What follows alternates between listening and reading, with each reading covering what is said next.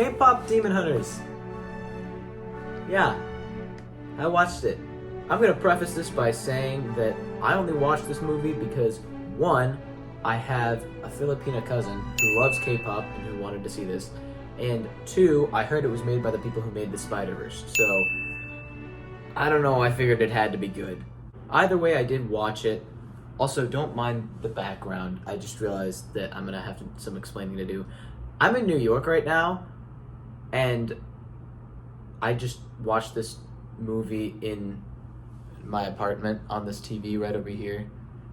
But I'm still gonna rate it because I love doing this and I love you all and I want to keep these videos coming. So keep commenting and liking and subscribing for more content like this. Okay, so this movie was very interesting.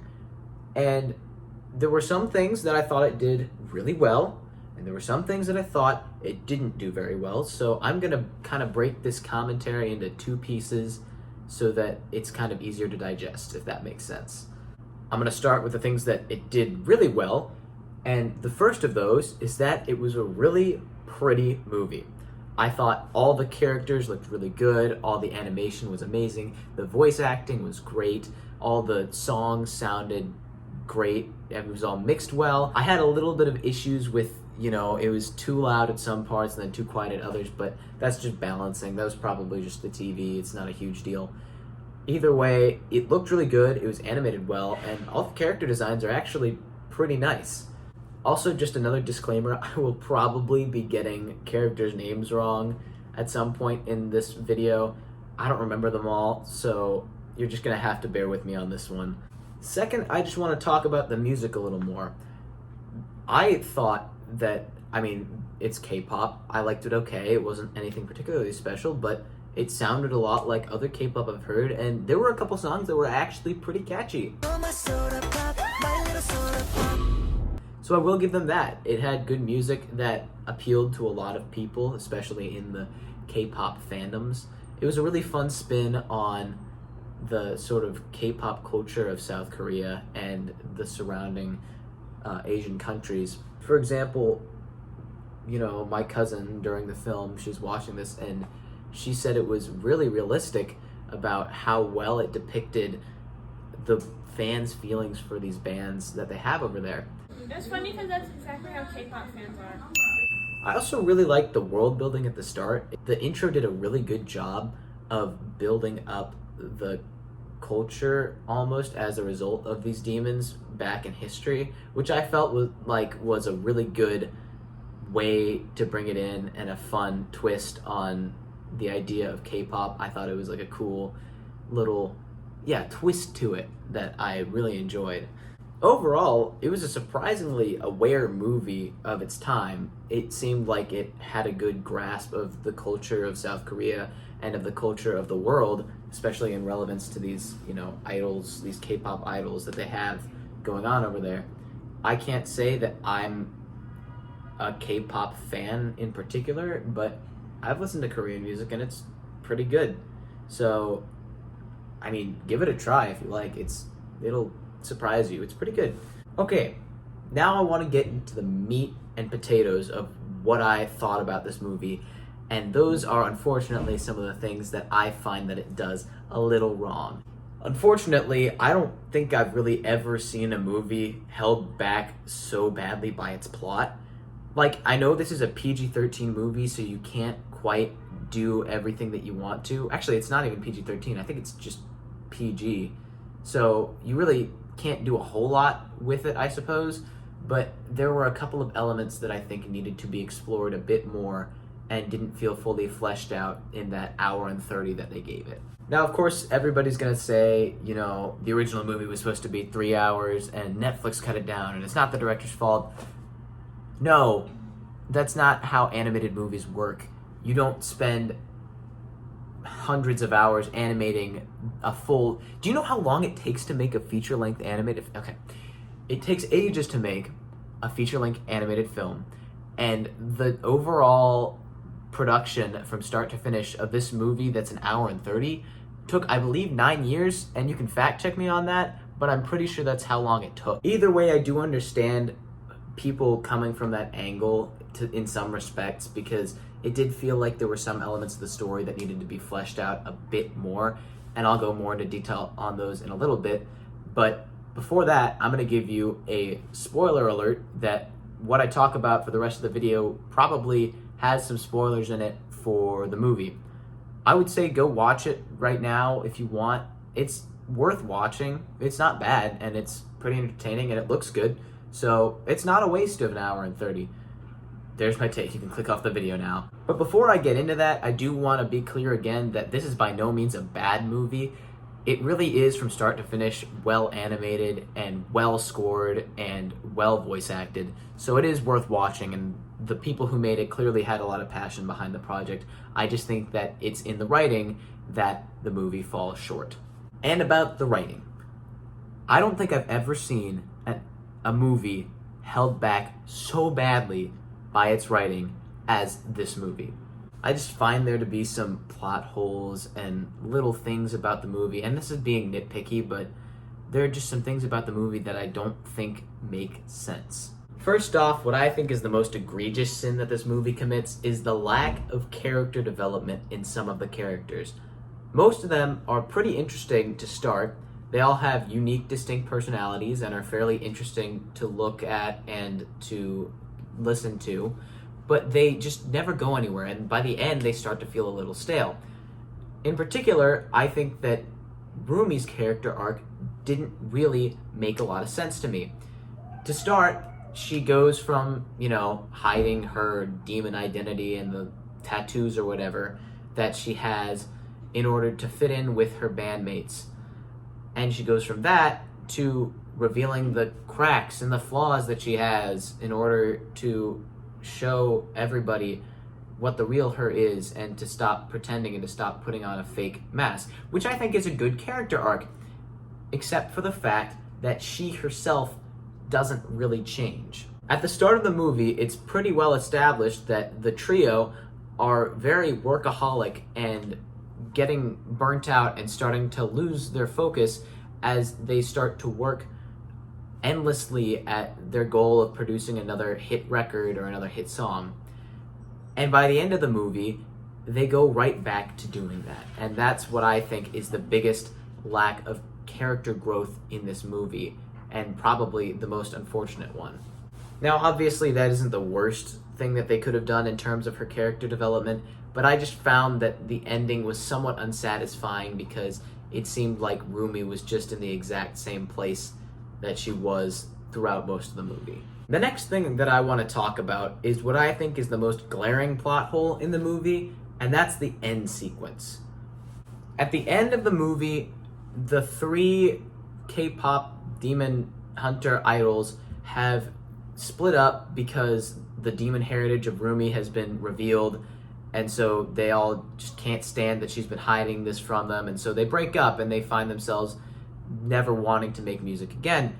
And this is the result of another boy band that has sprung up to try to fight them in the K-pop space, and this boy band is made up of demons who essentially try to charm their way into the hearts of the fans of the original group Huntrix. And in this final sequence, what happens is millions of people, it looks like, it's a full gigantic crowded stadium of people, watch this concert that's supposed to be given by the boy band, but that is interrupted as Huntrix, the three of them, come in and start battling the members of the boy band on stage. And,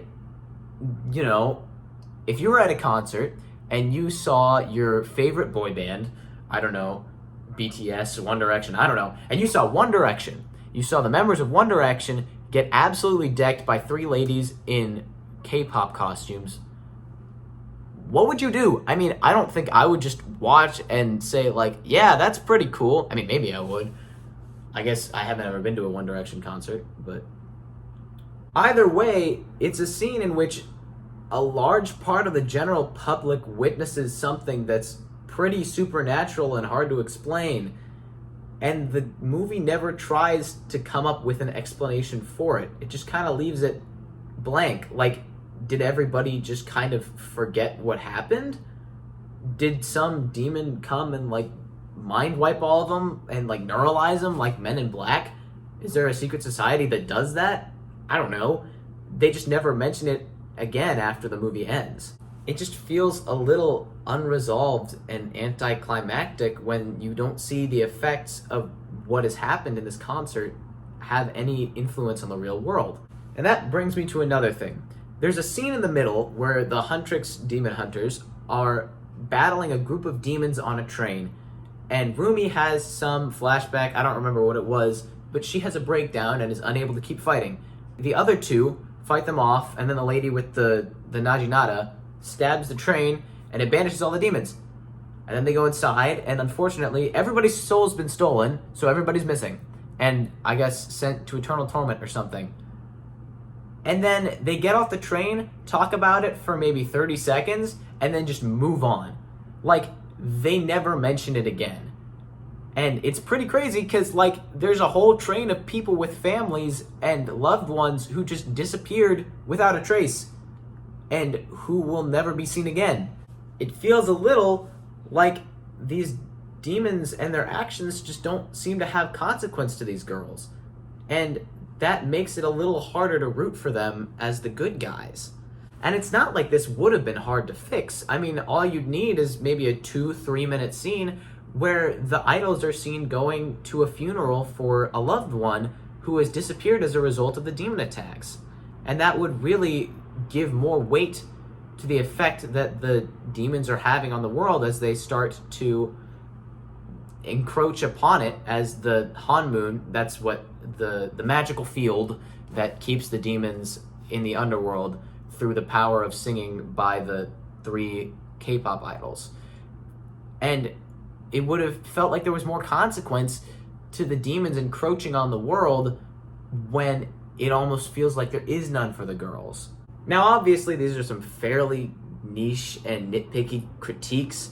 I enjoyed this movie. It wasn't bad. I just thought there were a couple things that it kind of missed out on and that keep it from being a really great film. And there were some things that I thought it actually did really well. I felt like it set up the character arc of, what is his name? Junie, I think it is? Genu, that's his name. The guy who starts as like an evil demon who betrayed his family, but then slowly becomes more human until he sacrifices himself to save Rumi.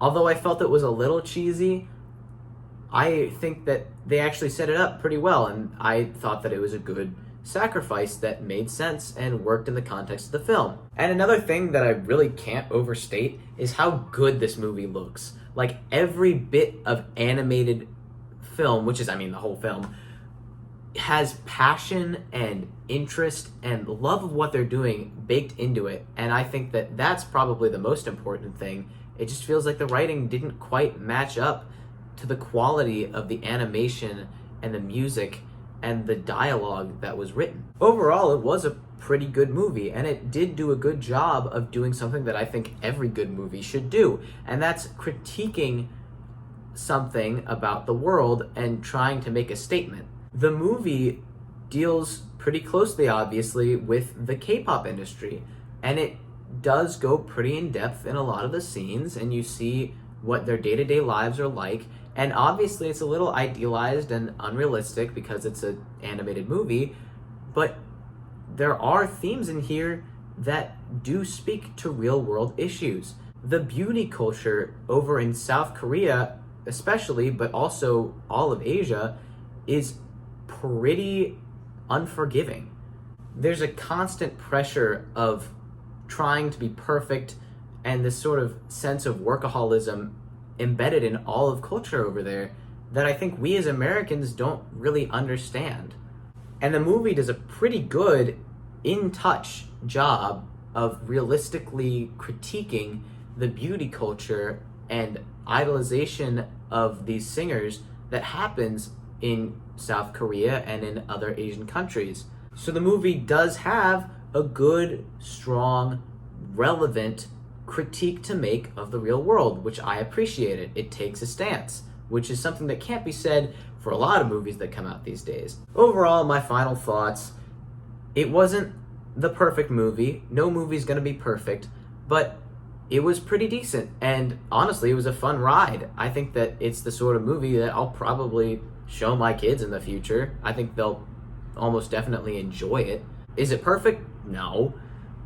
But it's still decent, and it makes a critique, it takes a stance, and it's really well animated and really well voice acted, and the soundtrack is catchy. So, honestly, I don't have too many problems with it. It is 100% worth watching, and bring a couple kids along. They'll be singing the songs for days. They'll love it. It's flashy. It's got some really good fight scenes. I forgot to mention, actually, the fight scenes were another thing that I actually really enjoyed. They were animated very well, very cleanly, and I loved the design of the characters' weapons. They were just overall super cool. Wrapping up, it was a good movie. It was pretty fun. It had some good high octane, interesting parts. There were just a couple plot holes that I had that are pretty nitpicky. I'm not going to be too harsh because the K-pop fandom is pretty rabid, and to be honest, I enjoyed the movie. So go see it for yourself. It's pretty interesting. I'll keep posting more movie vlogs like this. I think the next one will probably be Fantastic Four if I can get around to seeing it at some point, but we'll see. Just like and subscribe, hit that bell, stay tuned for more notifications, and watch my other content. See ya.